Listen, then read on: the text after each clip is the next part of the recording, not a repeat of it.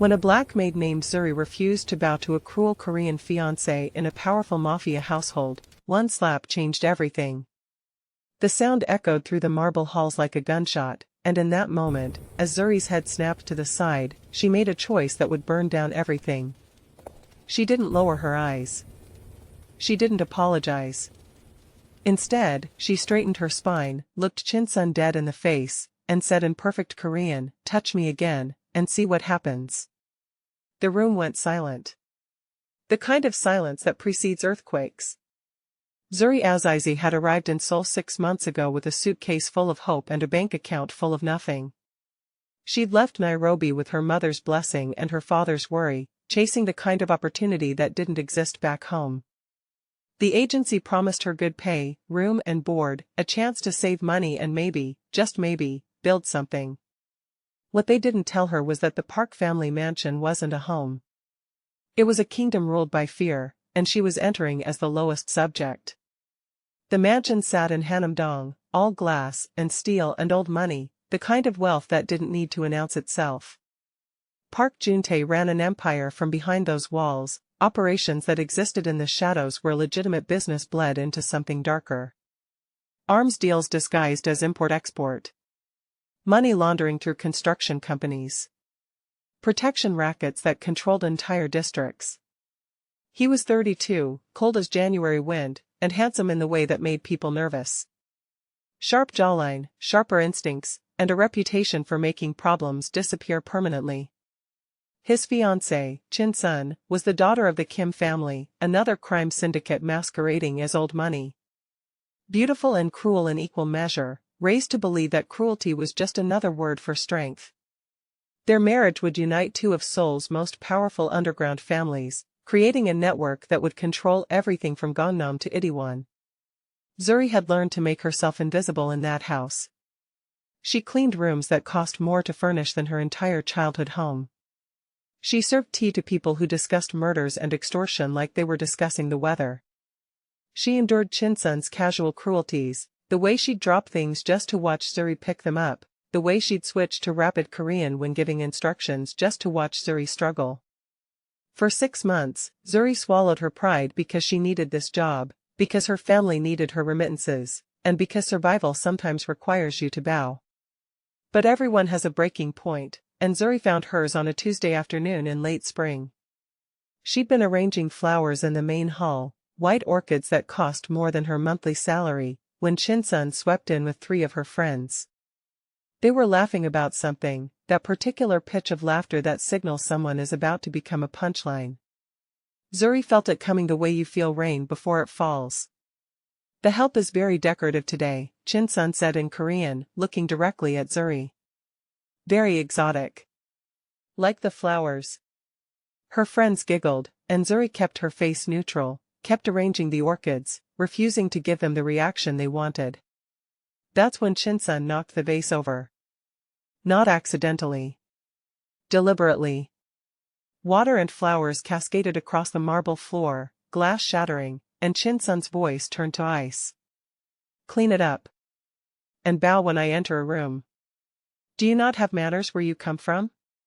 Zuri stood there, water soaking into her uniform, and something inside her just snapped. Maybe it was the way Chin-sun said "where you come from" like it was something dirty.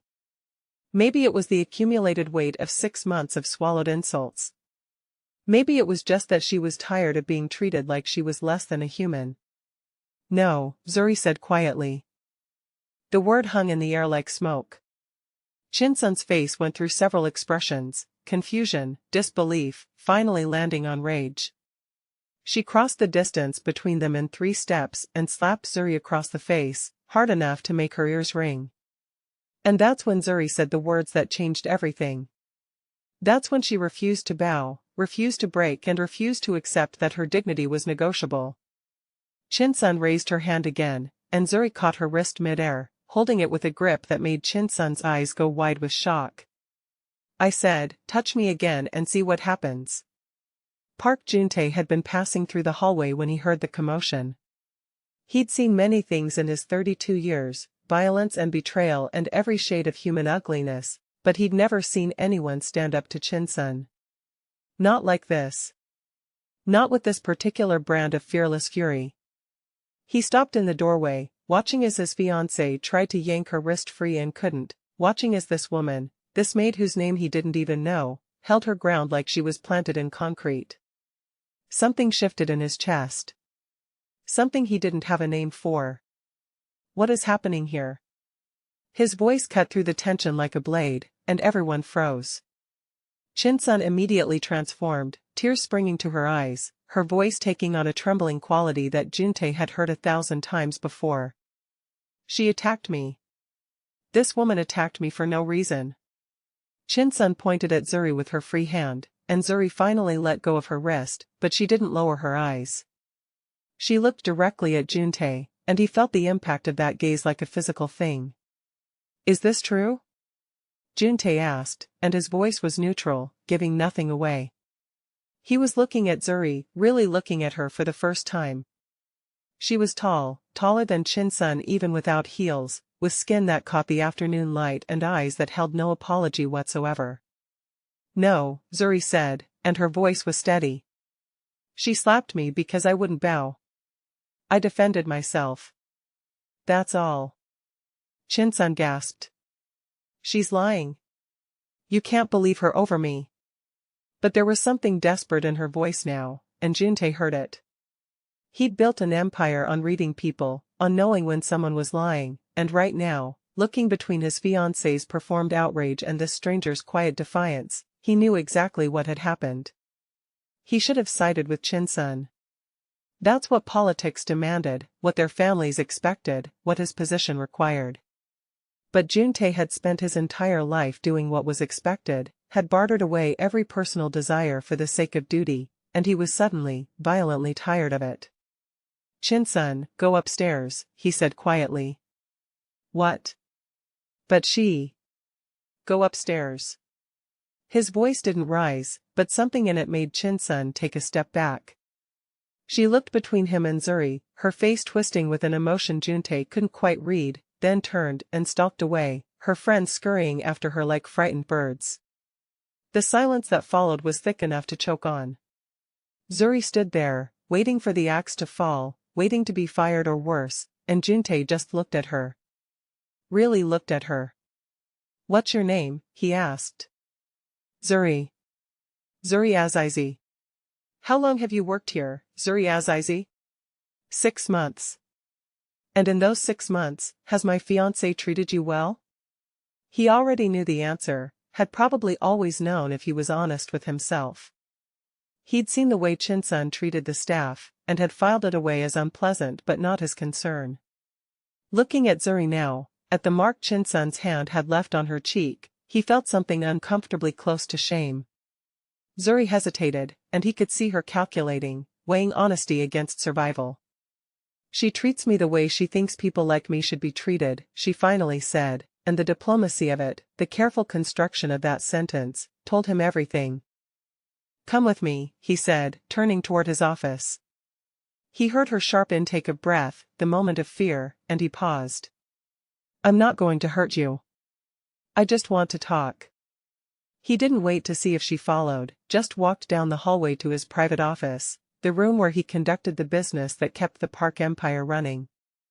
When he turned around, she was there, standing just inside the doorway like she was ready to bolt at any second. Close the door, he said, and she did, though her hand shook slightly on the handle. Sit. He gestured to one of the leather chairs facing his desk, and after a moment, she sat, perched on the edge like a bird ready for flight. Juntae sat behind his desk, studying her. She was beautiful, he realized, not in the delicate way that Korean beauty standards demanded, but in a way that felt powerful and ancient. Strong features, expressive eyes, a mouth that looked like it was built for both laughter and defiance. He'd never allowed himself to notice beauty outside the narrow parameters his world dictated, and the realization unsettled him. You speak Korean well, he said. I studied for 2 years before coming here. And you came here for work? I came here for an opportunity. The work was supposed to be a means to an end. Her voice carried the weight of disappointment, and he understood. Seoul was full of people chasing dreams that stayed just out of reach. Tell me what happened today. The truth. So she did. She told him about the flowers, about Chinsun's friends, about the vase and the slap, and the moment she decided she'd had enough. She told him without drama or embellishment, just facts laid out like evidence, and something about her directness appealed to him in a way he couldn't quite articulate. She'll want me fired, Zuri said when she finished. Or worse. Probably. Juntae leaned back in his chair, fingers steepled under his chin. What she wants and what happens are not always the same thing. You're going to protect me? Zuri's voice carried skepticism. Why? You don't know me. I'm just the help. You're a person who refuses to accept disrespect. That takes courage. I respect courage. It was the truth, but not the whole truth. The whole truth was that something had happened to him in that hallway, watching her stand up to Chinsun. Something had cracked in the careful walls he'd built around himself, and he could feel something dangerous leaking through. Zuri stood up. I appreciate the sentiment, but I'm not naive. This house doesn't run on respect, it runs on power and money and connections. I have none of those things. So thank you for not firing me immediately, but I'll start looking for another work. No. The word came out sharper than he intended, and they both seemed surprised by it. I mean, don't. Not yet. Give me a few days to handle this. Handle this how? That's not your concern. He stood up, and the movement brought him closer to her, close enough that he could smell her perfume, something floral and bright that seemed impossible in this house of cold marble and colder hearts. Just trust me. I don't know you well enough to trust you. Then trust that I have no reason to lie to you. Trust that your continued employment here causes me no hardship, and your dismissal would be inconvenient. It was the most emotion he'd allowed into his voice in months, maybe years, and he saw her clock it, saw her dark eyes narrow slightly as she tried to figure out what game he was playing. Okay, she said finally. A few days. But if she comes at me again, I'm defending myself. I wouldn't expect anything less. She left then, and Juntae stood in his office for a long time after, staring at the closed door and wondering what the hell he was doing. He was engaged to be married in 3 months. The merger between his family and Chinsun's would solidify power structures that had been generations in the making. He had responsibilities, obligations, a carefully constructed life that depended on him making the right choices. But when he closed his eyes, all he could see was Zuri's face as she refused to bow, the fire in her eyes, the set of her shoulders. He'd never wanted anything the way he suddenly wanted to see that fire again. The next few days were tense. Juntae found himself aware of Zuri in a way he'd never been aware of any of the staff.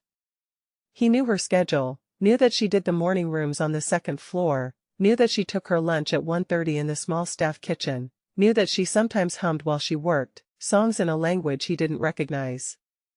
He didn't seek her out, didn't speak to her, but he was conscious of her presence in his house the way you're conscious of a low-grade fever. Chinsun had retreated to her parents' compound in Bwam, claiming she needed space after being assaulted by the help. Juntae knew she was waiting for him to come apologize, to fire Zuri and beg forgiveness for not immediately taking her side. He did neither. Instead, he went about his business, attended his meetings, ran his empire, and let her simmer in her own outrage. But the Kim family wasn't patient. On the 4th day, Chinsun's father, Kim Dae-young, requested a meeting. Kim was old school, a man who'd built his empire through violence and intimidation, and he didn't appreciate his daughter being disrespected. Juntae met him at a private restaurant in Ambw, the kind of place where powerful men discussed business over expensive whiskey.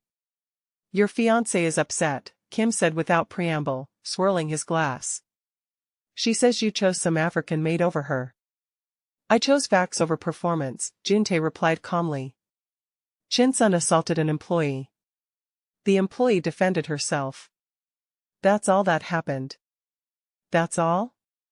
Kim's voice was dangerously soft. You humiliated my daughter in her own home. My home. And your daughter humiliated herself by acting like a spoiled child. Juntae met Kim's eyes steadily. I won't fire someone for refusing to be abused. Kim set down his glass with careful precision. We have a contract, Park. Our families have an understanding. This marriage happens, or there will be consequences. What kind of consequences? Juntae's voice was mild, but there was steel underneath. The kind that makes operating in this city very difficult. The Kims control the ports, the construction unions, half the police force. You really want to go to war over a maid? I want to run my house the way I see fit. If that's a problem, perhaps we should reconsider this alliance altogether. The thread hung in the air between them, and Kim's face darkened. You're making a mistake, boy. A very expensive mistake. Then I'll pay for it. Juntae left the restaurant knowing he'd just started something that wouldn't end peacefully. Kim didn't make idle threats, and the Kim family had ways of expressing displeasure that didn't show up on balance sheets. But as he drove back to Hanam-dong, all he could think about was Zuri's voice saying, I said, touch me again and see what happens, and he knew he'd make the same choice again. He found her in the library that evening, dusting books that probably hadn't been touched in years. She didn't notice him at first, and he watched her work, efficiently and thoroughly, treating each book with a care that suggested she actually respected them. When she finally turned and saw him, she went still, but she didn't look afraid. Just cautious. How is your face? He asked, and the question seemed to surprise her. She touched her cheek reflexively. The bruise had faded to a yellowish green, barely visible against her skin. It's fine. I've had worse. That's not comforting. It wasn't meant to be. She set down her duster, giving him her full attention. Do you need something, Mr. Park? I met with Kim Dae-young today. Chin-sun's father. Her body tensed imperceptibly. And he threatened me. Said there would be consequences if I didn't fire you and apologized to his daughter. So you're here to fire me? Her voice was flat, resigned. No. I'm here to tell you that things are about to get complicated. The Kim family doesn't accept disrespect, and they have long memories. By protecting you, I've made you a target. Zuri's laugh was bitter. I was already a target the moment I walked into this house. At least now I know where I stand. I won't let them hurt you. You can't promise that. She picked up her duster again, turning back to the books. You're one man, however powerful. They're an entire organization with resources and connections you can't match alone. Then I'll match them.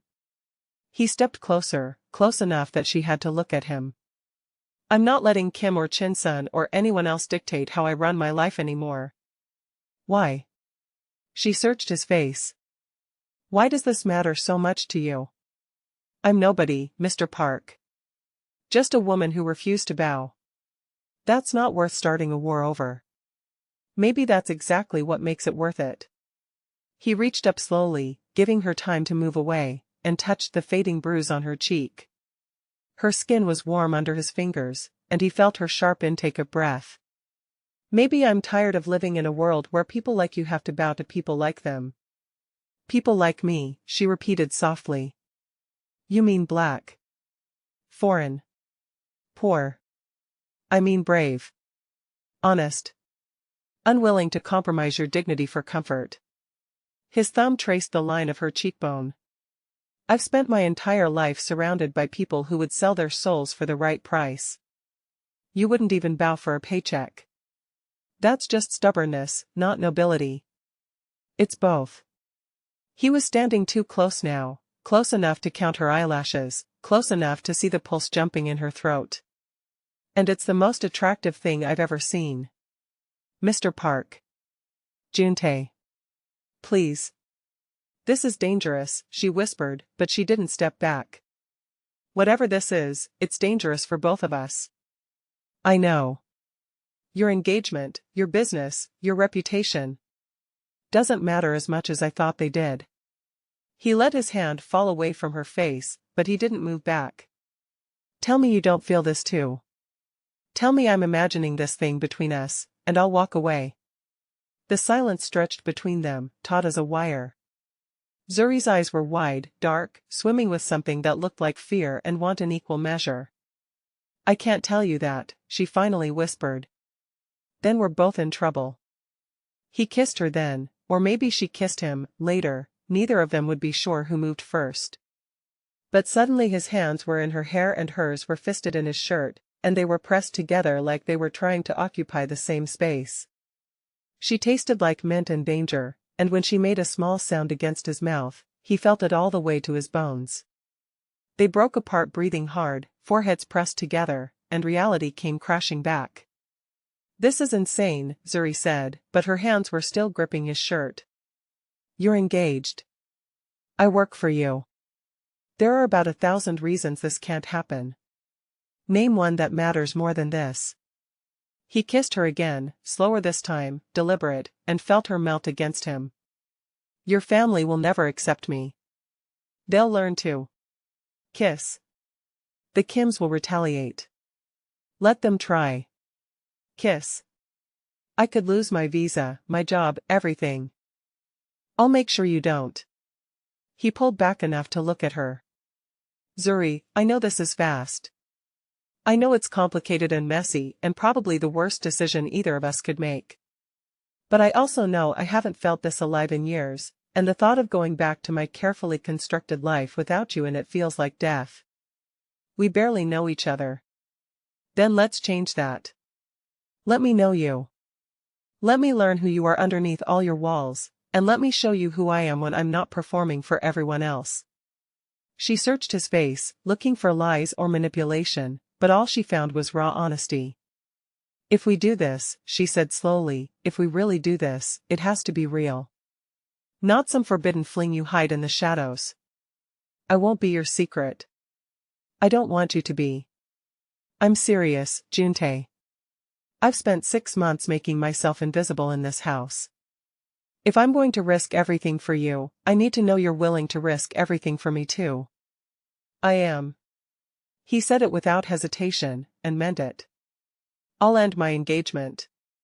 I'll face down the Kims. I'll deal with my family and my business and everyone who has a problem with us. All I need is for you to say yes. This is crazy. Completely. We could both end up destroyed. Or we could end up happy. Isn't that worth the risk? She laughed, a sound halfway between tears and wonder. You make it sound so simple. It is simple. Everything else is just noise. He cupped her face in both hands. Say yes, Zuri. She closed her eyes, and he watched her make the decision, seeing the moment she chose courage over safety. When she opened her eyes again, they were clear. Yes. But you're telling Chin-sun. I'm not doing your dirty work. Fair enough. They kissed again, sealing the deal, and Juntae felt like he was jumping off a cliff without knowing if there was water below.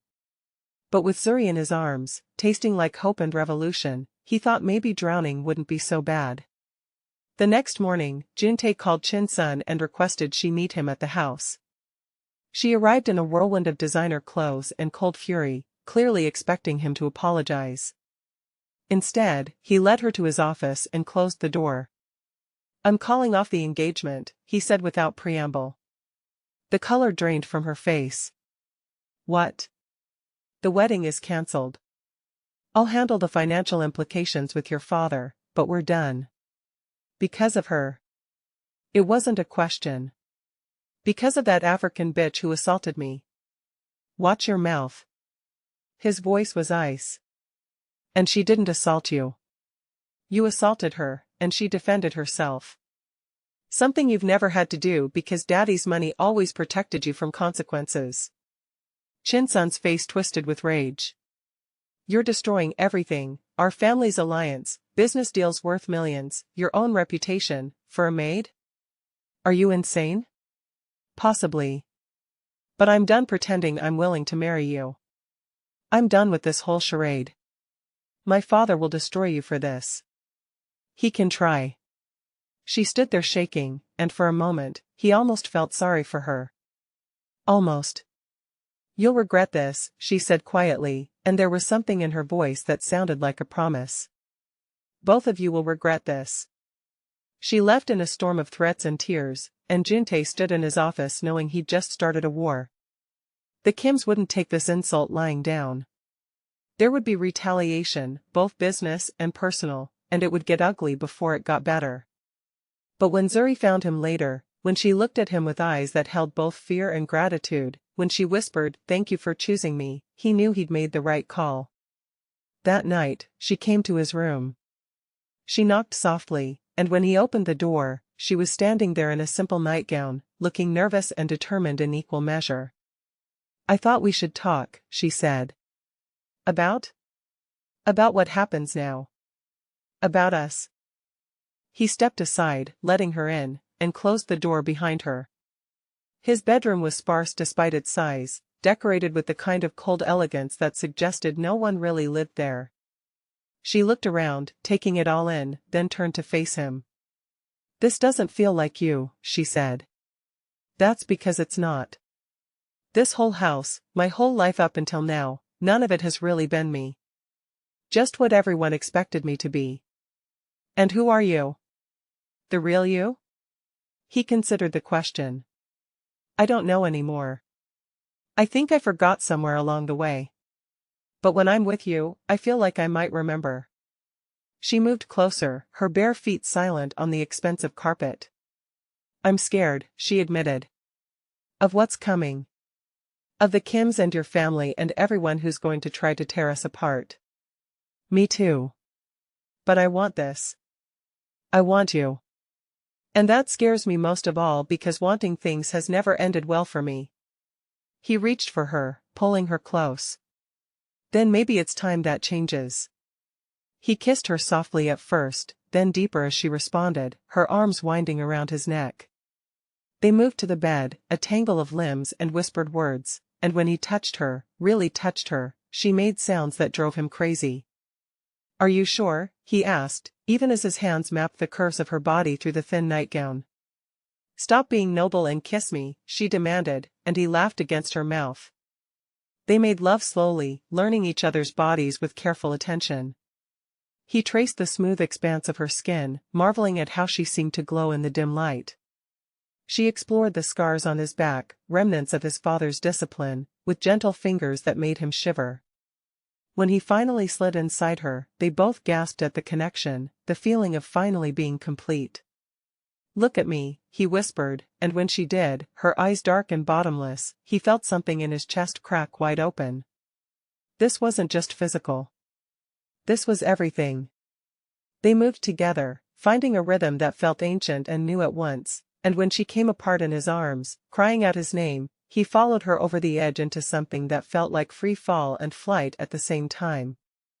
Afterward, they lay tangled together, her head on his chest, his fingers tracing lazy patterns on her shoulder. "No going back now," she murmured.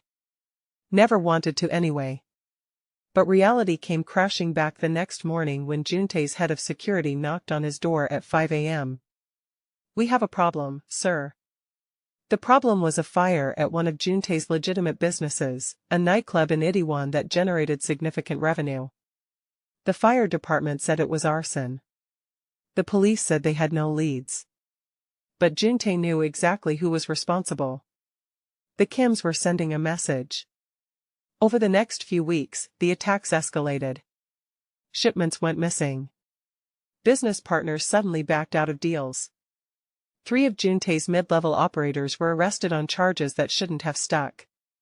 Kim Dae-young was using every connection he had to squeeze the Park empire, and it was working. Juntae's family called an emergency meeting. His mother, his uncle, his cousin who handled the financial side of operations, they all sat in the conference room looking at him with varying degrees of anger and disbelief. "Fix this," his uncle demanded. "Apologize to the Kims, marry Chin-sun, get rid of that woman." "Her name is Zuri," Juntae interrupted coldly. "And she's not going anywhere." "Then you are," his mother said, and her voice was like ice. "If you won't prioritize this family's interests, we'll find someone who will." "You're threatening to remove me?" Juntae almost laughed. "I run this organization. I've tripled our revenue in the 7 years since father's stroke. You need me more than I need you. We need you sane, his cousin interjected. We need you to think clearly. The obsession with this woman isn't an obsession. It's a choice. And it's my choice to make. The meeting ended badly, with threats and ultimatums flying, and Juntae returned home to find Zuri pacing his office, her face pale. We need to talk, she said. What's wrong? She handed him her phone, and he saw the messages. Dozens of them, from numbers she didn't recognize. Threats. Promises of violence if she didn't leave Seoul. One included a photo of her mother's restaurant in Nairobi with the caption "Pretty Place." It would be a shame if something happened to it.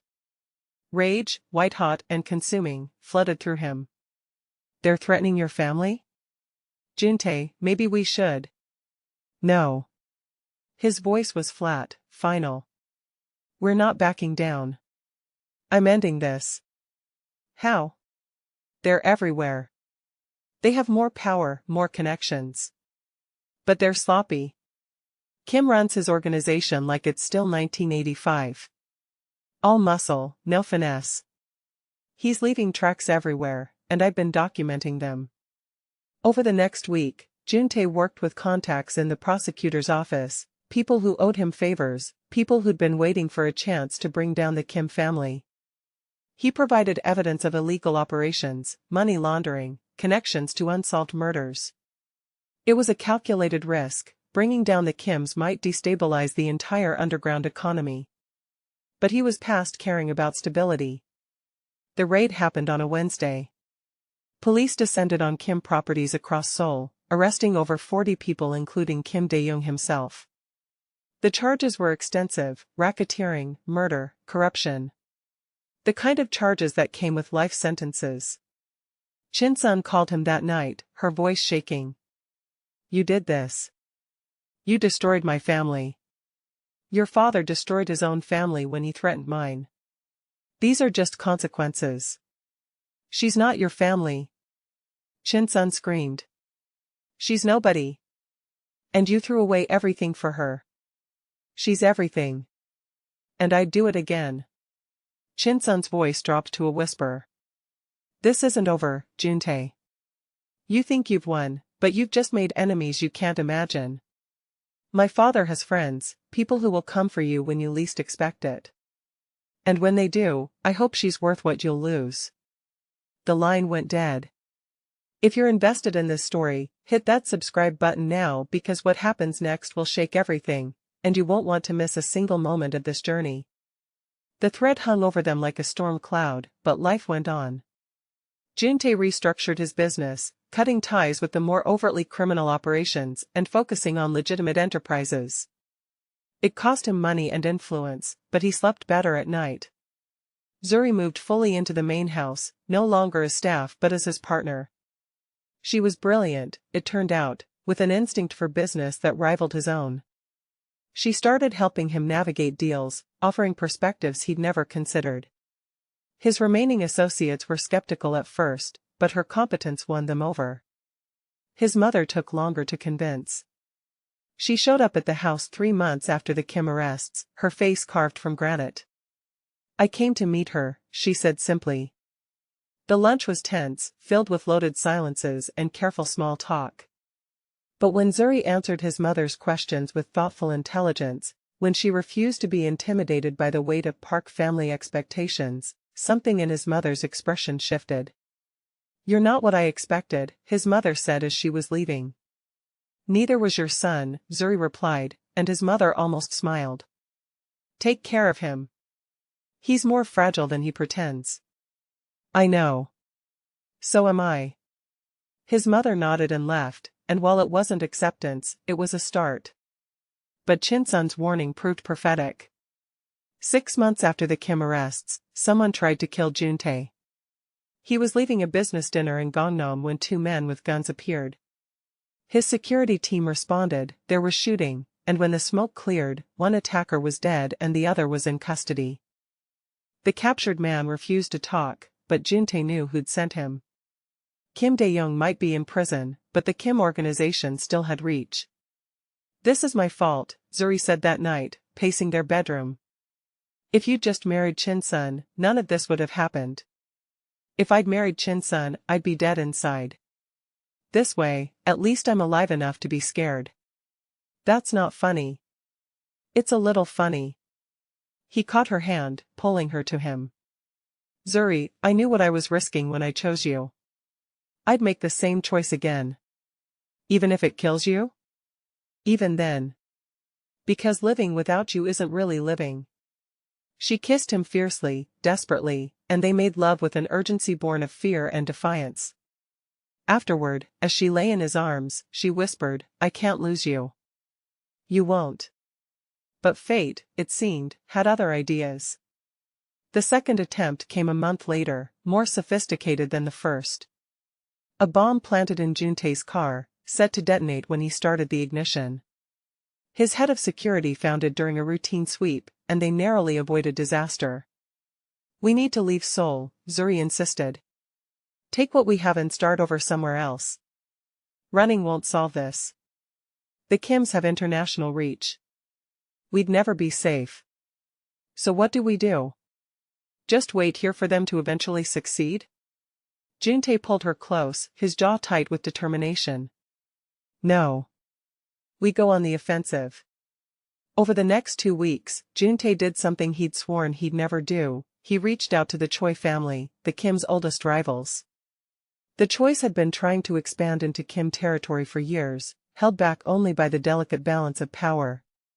With Kim Dae-young in prison and the organization in disarray, the Choi saw opportunity.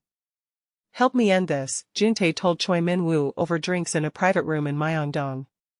Help me dismantle what's left of the Kim network, and I'll give you half their territory. Choi studied him with calculating eyes. And the other half? I'm getting out of this life. Legitimizing completely. I don't need territory anymore. I just need to keep Zuri safe. The African woman. Choi said it neutrally, but Juntae tensed anyway. My woman. And if that's a problem? It's not. Choi raised his glass. Love makes men do extraordinary things. Sometimes stupid things, but in this case, I think you've chosen well. She's got more spine than most men in this business. She does. Then let's make sure she lives long enough for you to deserve her. The war that followed was brutal but brief. The Choice, with Juntae's intelligence and strategic planning, systematically dismantled what remained of the Kim organization. Loyal Kim lieutenants were arrested or turned. Assets were seized. Within 2 months, the Kim family's underground empire was effectively destroyed. Chin-sun disappeared during the chaos. Some said she fled to China, others claimed Japan. Juntae didn't care as long as she was far away from Seoul and Zuri. But 3 weeks after the last Kim stronghold fell, Zuri went missing. Juntae was in a meeting when he got the call from his head of security. She left for her Korean language class this morning and never arrived. Her phone's off. We've checked all her usual locations. Sir, she's gone. The world tilted. Juntae's vision went dark at the edges, and for a moment, he couldn't breathe. Then training kicked in, the cold calculation that had kept him alive in this business for over a decade. Lock down the house. Contact every informant we have. I want eyes on every airport, train station, and port. And find Choi. Now. Choi arrived within the hour, his face grim. It's Chin-sun. She never left the country. She's been in hiding, planning this. Where is she? We don't know yet. But we will. Choi hesitated. Juntae, Chin-sun isn't stable. The reports we're getting. She's obsessed. This isn't about family honor anymore. It's personal. I don't care what it's about. I just need Zuri back. The first message came 6 hours later. A video file sent from an untraceable number. Juntae's hand shook as he opened it. Zuri was tied to a chair in what looked like an abandoned warehouse, her face bruised but her eyes defiant. Behind her stood Chin-sun, looking nothing like the polished socialite he'd known. Her hair was disheveled, her makeup smeared, and there was something wild in her eyes. "Hello, Juntae," Chinsun's voice was eerily calm. "I thought we should have a conversation about choices and consequences. You chose her over everything, your family's honor, our alliance, your own safety. Now let's see if she was worth it." Chinsun walked around to face Zuri, grabbing her chin roughly. "Tell him," she demanded. "Tell him you're not worth what he sacrificed." Zuri's response was to spit in Chinsun's face. The slap that followed was vicious, snapping Zuri's head to the side. But when she looked back at the camera, she was smiling through split lips. "Don't give her what she wants, Juntae. Don't you dare." The video ended. Juntae watched it 3 more times, cataloging every detail. The warehouse was old, the windows showed a harbor view, there was graffiti in English and Korean on the walls. He sent the file to every analyst he trusted, offering money for any lead. The breakthrough came from an unexpected source, one of Zuri's students from her language exchange program. She recognized the graffiti from a community art project in Incheon, near the old shipyards. Juntae assembled a team. Not just his security, but Choi's best operators, men who'd seen real combat and knew how to extract someone from a hostile situation. They planned meticulously, entry points, sight lines, contingencies for every scenario. But as they prepared to move, a second video arrived. This time, Chinsun was alone on camera, and her smile was terrible. "I know you're coming. I'm counting on it. So here are my terms: come alone, unarmed, by midnight tonight, or I start sending her back to you in pieces. And Juntae? I really hope you try something heroic. I've been wanting to hurt you properly for months." "It's a trap," Choi said unnecessarily. "She'll kill you both." "I know. So we go with the original plan. Full tactical assault. And Zuri dies while we're breaching." "No." Juntae checked his watch. 4 hours until midnight. "I'm going in alone. That's suicide. Then I die. But I'm not risking Zuri because I was too afraid to face Chinsun. Juntae. I need you to do something for me." He pulled out an envelope, his hand steady despite everything. "If I don't make it out, make sure Zuri gets this. And make sure she gets out of Korea safely. Her family too. Promise me." Choi took the envelope, his expression grim. "What makes you think I'll honor that?" "Because you understand what it means to love someone more than you love breathing. Your wife, before she died, you would have done the same." Choi's jaw tightened. "Fine. But I'm giving you 2 hours. If you're not out by then, we're coming in." "Fair enough." The warehouse was exactly where the student had indicated, a crumbling structure on the edge of Incheon's industrial district. Juntae arrived at 11:47 p.m., unarmed as instructed, his heart hammering against his ribs. The main door was open. Inside, the warehouse was a maze of old machinery and shipping containers, lit by harsh industrial lights that someone had rigged up. His footsteps echoed on the concrete floor. "Very good," Chinsun's voice came from somewhere ahead. "You actually came alone. I'm almost impressed." He followed the voice deeper into the warehouse until he found them. Zuri was still tied to the chair, but now she was in the center of a cleared space, surrounded by lights. Chinsun stood beside her, holding a gun. "Let her go," Juntae said, his voice steady. "This is between us. Everything is between us now." Chinsun's laugh was brittle. "You destroyed my family, my future, everything I was supposed to be. All for her. Your father destroyed himself when he built an empire on violence and extortion." "Semantics." Chinsun pressed the gun to Zuri's temple, and Juntae's heart stopped. "Here's what's going to happen. You're going to watch me kill her. Then you're going to live with that for however long you survive, knowing that your selfishness murdered the woman you love." "Chinsun, please. Please?" Her voice rose to a shriek. "You're begging? Now you're begging? Where were the pleas when you humiliated me? When you chose this nobody over everything we were supposed to build? I'm sorry, Juntae said, and he meant it. Not for loving Zuri, but for not being honest from the start, for letting Chinsun believe in a future that was never going to happen. I'm sorry I wasn't brave enough to end things before it got this far. I'm sorry you got hurt. Sorry doesn't fix anything. I know. But killing Zuri won't either. It won't bring back your father or your family's empire. It won't make you feel better. It'll just make you a murderer. I'm already a murderer. Chinsun's smile was terrible. I killed the woman who raised you. Your old nanny, Mrs. Song? The one you visited every week at that care facility? She had an unfortunate accident 3 weeks ago. She fell down the stairs. Such a tragedy. The world seemed to tilt. Mrs. Song had been more of a mother to him than his own mother. She'd been kind and gentle and completely uninvolved in the family business. You killed her? I wanted you to hurt the way I was hurting. Did it work? Rage, white-hot and consuming, flooded through him. But underneath it was calculation, the cold strategic thinking that had kept him alive all these years. Chinsun was unstable, but she was also predictable. She wanted him to suffer, which meant she'd drag this out. He just needed an opening. Yes, he said quietly. It worked. I'm devastated. She was innocent. So was I.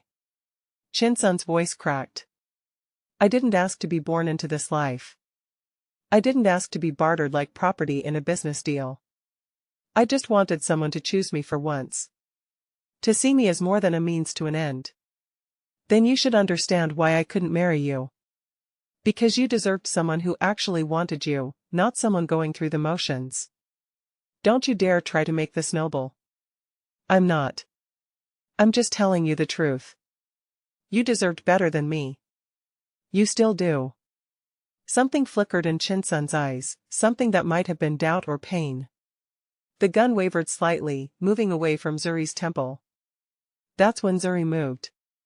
She'd been working at her bonds the entire time, using the distraction of their conversation to loosen the ropes. When Chinsun's attention was fully on Juntae, Zuri lunged upward, headbutting Chinsun in the face with a crack that echoed through the warehouse. Chinsun staggered back, the gun falling from her hand. Juntae was already moving, diving for the weapon. He reached it first, coming up in a defensive crouch, gun trained on Chinsun. But Chinsun wasn't looking at him. She was looking at Zuri, who'd fallen with the chair and was struggling to free herself from the ropes. Chinsun's face was a mask of blood from her broken nose, but she was smiling. You think you've won? She pulled something from her pocket, a detonator. I rigged this whole place with explosives. We will all die here tonight. You're bluffing. Am I? She pressed a button, and somewhere in the warehouse, something beeped. That's the arming sequence. In 3 minutes, this whole place goes up. Unless I disarm it. So what's it going to be? Juntae's mind raced. 3 minutes to get Zuri out, assuming Chinsun was telling the truth. But if he left Chinsun alive, she'd just come after them again. If he killed her, he might never find the disarm code. There's a third option, Zuri said. She'd finally freed herself from the ropes and was standing, swaying slightly.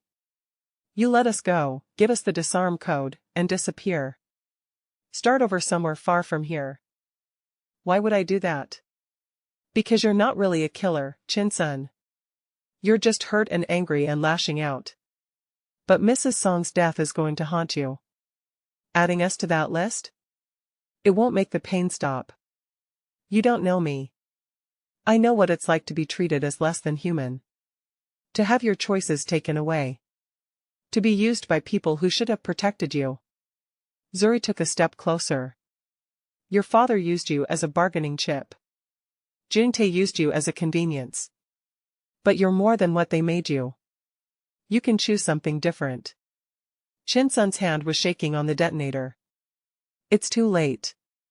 It's never too late to choose yourself. The seconds ticked by, each one an eternity.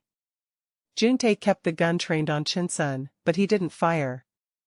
Something in Zuri's approach was working, He could see Chin-sun wavering, the wild desperation in her eyes giving way to something more human.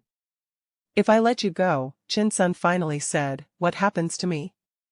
You leave Korea, Juntae said. Tonight. We'll arrange transport, and give you enough money to start over somewhere else. But you should never come back, and you will never contact us again. And if I refuse? Then we all die here, and nobody wins. Chin-sun looked at the detonator, then at them, then at the detonator again. I really did love you, you know. Not the real you, maybe. But the version I thought you were. I know. And I'm sorry. She laughed, a broken sound that might have been a sob. 58 seconds. The code is 4-7-2-9. The panel's behind that container. She gestured with the detonator. Juntae ran, found the panel, punched in the code with 15 seconds to spare. The beeping stopped. When he turned back, Chin-sun was still standing there, tears cutting tracks through the blood on her face. Go, he said quietly. Before I change my mind. She dropped the detonator and walked toward the exit, pausing when she reached Zuri. He better be worth all this. He is. I hope you find someone who's worth it for you too. Chin-sun left, and Juntae finally allowed himself to breathe. He pulled Zuri into his arms, holding her so tightly she gasped. Don't ever do that again, he whispered into her hair. Which part? Getting kidnapped or talking down your psychotic ex-fiancé? Both. All of it. My heart can't take it. She pulled back enough to look at him, and despite everything, the bruises, the split lip, the trauma, she was smiling. Your heart is stronger than you think. Choi's team burst in 2 minutes later, weapons drawn, ready for a firefight. They found Juntae and Zuri sitting on the floor, holding each other, both of them shaking with adrenaline and relief. It's over, Juntae told Choi. It's finally over. But it wasn't. Not quite. 3 days later, they learned that Chin-sun had boarded a flight to Argentina using a false passport. She'd sent one final message before the plane took off, thank you for giving me permission to choose myself. I hope you're both happy. Genuinely. It was the closest thing to closure they were going to get. The next few weeks were spent healing, both physically and emotionally. Zuri's bruises faded. Juntae arranged Mrs. Song's funeral, a small, private affair where he finally allowed himself to grieve. They both saw therapists, separately and together, working through the trauma of everything they'd survived. And slowly, carefully, they started building something new. Juntae kept his promise to legitimize completely. He sold off the last of his questionable businesses, invested heavily in legal enterprises, and became, improbably, a semi-respectable businessman. It cost him influence in certain circles, but he found he didn't miss it. Zuri started her consulting firm, helping international companies navigate Korean business culture. She was brilliant at it, her unique perspective as an outsider turned insider giving her insights no one else could match. They bought a house outside Seoul, something smaller and warmer than the Hanamdong mansion. A place that felt like home instead of a fortress. Do you ever regret it? Zuri asked one evening as they sat on their new balcony, watching the sun set over the mountains. Everything you gave up? Every day, Juntae said, and when she stiffened, he smiled. I regret that I didn't do it sooner. I regret all the years I wasted being who I thought I should be instead of who I wanted to be. But the power, the influence, was never really mine. It belonged to the role I was playing. This? He gestured at their modest house, at the life they'd built. This is actually mine. Ours. She leaned her head on his shoulder. I love you for that. I love you too. They sat in comfortable silence as darkness fell, and Juntae thought about the journey that had brought them here. From that first slap in the hallway to this moment of peace, they'd survived betrayal, violence, and every attempt to tear them apart. But 6 months later, peace shattered again. Zuri woke up one morning feeling sick. At first, they thought it was food poisoning. Then the nausea continued for 3 days. When she took a pregnancy test, they both stared at the positive result in shock. "I thought you were on birth control," Juntae said faintly. "I am. Was. Apparently, antibiotics interfere with it, and I was on them last month for that infection." She looked up at him, her eyes wide. "Juntae, I'm not sure I'm ready for this." "Neither am I. We've barely had time to figure out ourselves. Bringing a baby into this world, with our history, our complications, is terrifying," he finished. "But also, maybe okay? Maybe okay?" She laughed, a slightly hysterical sound. "That's your response to impending fatherhood? Maybe okay? I'm open to better suggestions." They talked for hours, weighing options, fears, possibilities. In the end, the decision came down to a simple question: did they want to build a family together, messy and complicated as it might be? The answer, surprisingly, was yes. Pregnancy transformed Zuri in ways neither of them expected. She glowed, literally seemed to radiate light, but she also became fiercely protective and occasionally terrifying. Juntae learned quickly not to comment on her eating habits or her emotional swings.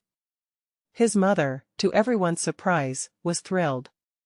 She showed up with gifts and advice, treating Zuri with a gentleness Juntae had never seen before. "A grandchild," she kept saying. Finally, a grandchild. But not everyone was happy about the news. 7 months into the pregnancy, a new threat emerged. Not from the Kims or Chinsun, but from an unexpected source, Juntae's cousin, Minho, who'd always believed he should have inherited control of the family business. Minho had spent years watching Juntae dismantle their criminal empire, liquidating assets, and going legitimate. Each move had weakened Minho's own position, cut into his profits, and undermined his authority. The pregnancy was the final straw. "You're killing this family," Minho confronted Juntae at a family gathering. "First you destroy our alliance with the Kims. Then you sell off half our operations. Now you're bringing a mixed-race baby into this family? You're erasing everything we are." "Everything we were," Juntae corrected coldly. "Everything we were was built on violence and fear. I'm building something better." "You're building nothing." Minho's voice rose. "You're destroying our legacy for some African woman and her bastard child." Juntae moved before he could think, slamming Minho against the wall with a hand around his throat. "Say one more word about my wife or my child, and I will end you. Family or not." "She's not your wife," Minho choked out. "You never married her. This baby is illegitimate." Zuri's voice cut through the tension. "Actually, we're fixing that." Everyone turned to look at her. She stood in the doorway, 8 months pregnant and absolutely radiant, holding a small box. "I came to tell you," she said, walking to Juntae and holding out the box. "I know we said we didn't need marriage, that the ceremony didn't matter. But I changed my mind. I want our child to have your name legally. I want the world to know I chose you just as much as you chose me." Juntae opened the box. Inside were 2 simple wedding bands, elegant and understated. His hands were shaking as he looked at her. "Zuri Azizi, are you proposing to me?" "I am. In front of your whole judgmental family, I'm asking you to marry me. So what do you say, Mr. Park?" He let go of Minho, who slumped against the wall, and took both of Zuri's hands in his. "I say yes. I say let's do it right now, today, before you change your mind again." They got married the next week in a small ceremony at Seoul City Hall, with only close friends and immediate family present. His mother cried. Zuri's parents, who'd flown in from Nairobi, beamed with pride. And when Juntae slipped the ring on Zuri's finger, making her legally his wife, he felt something settle in his chest that he hadn't even known was unsettled. "I love you," he whispered as they kissed, official and binding. "I know," she whispered back. "I've known since you stood between me and Chin-sun in that warehouse. But it's nice to make it official." Their daughter was born 3 weeks later, on a rainy April morning. The labor was long and difficult, and there were moments when Juntae thought he might lose them both. But at 6:47 a.m., their daughter entered the world screaming, and Juntae fell in love for the second time in his life. They named her Amara. It meant grace in Swahili, and unfading in Korean, a perfect blend of both their worlds. But the joy was short-lived. Minho, bitter and desperate, made one final play for power. He contacted what remained of the Kim organization's international network, offering them information on Juntae's current operations in exchange for backing in a hostile takeover of the Park family business. The attack came when Amara was 2 months old. Armed men tried to breach their home in the middle of the night. But Juntae had learned from past mistakes. The house was fortified, security was top tier, and Choi's people responded within minutes. The attackers were repelled, but the message was clear: Minho was willing to destroy the entire family to get what he wanted. Juntae called an emergency family meeting. Every Park, every cousin, every stakeholder in the family business. He laid out Minho's betrayal in detail, showed evidence of his contact with the Kims, made it clear that Minho had endangered all of them. He's family, his uncle protested weakly. He stopped being family when he hired people to kill my wife and daughter, Juntae said coldly. The question is, what do we do about it? The vote was unanimous. Minho was exiled from the family, his shares bought out at a fraction of their value, his name struck from all family records. It was a death sentence in their world. Without family backing, Minho was nothing. He disappeared into the night, and they never heard from him again. Then something unexpected happened. A letter arrived from Argentina, no return address, but the handwriting was familiar. Juntae. I don't expect forgiveness, and I'm not asking for it. But I wanted you to know that I'm okay. More than okay, actually. I met someone, a kind man who sees me as more than my family name or my looks. We're building something real here, something that's just ours. I think I finally understand what you were trying to tell me that night in the warehouse. Sometimes choosing yourself means letting go of everything you thought you wanted and discovering what you actually need. I'm sorry for Mrs. Song. I'm sorry for everything. But I'm also grateful, in a strange way. You forcing me to face my worst self gave me the chance to become someone better. I hope you're happy. I hope the girl who refused to bow is everything you deserve. I hope your daughter grows up knowing she's loved. Thank you for letting me live. See. Juntae showed the letter to Zuri, and they read it together in silence. Should we respond? She asked. No. Some doors are meant to stay closed. He folded the letter carefully. But I'm glad she's okay. I'm glad she found her own version of this. You're a better person than I am. I'm still angry she killed Mrs. Song. So am I. But holding on to that anger would poison what we've built. I'd rather let it go. That night, they burned the letter in their fireplace, watching the past turn to ash. Do you ever wonder what would have happened if you'd just bowed that day? Juntae asked. Never, Zuri said firmly. Because bowing would have meant accepting that I was less than human. And I'd rather die standing than live on my knees. You changed my life with that choice. We changed each other's lives. You taught me that love could be partnership instead of power. I taught you that strength looks like standing up, not standing over. He pulled her close, breathing in the scent of her, cocoa butter and something floral, familiar and home. If you could go back, knowing everything that would happen, would you still refuse to bow? She didn't even hesitate. Every single time. Because in the end, their story wasn't really about a maid and a mafia boss, though that's how it started. It wasn't about interracial love or forbidden romance or fighting against the world, though it was all those things too. It was about two people who looked at the lives they were expected to live and said no. Who chose dignity over safety, authenticity over acceptance, love over convenience.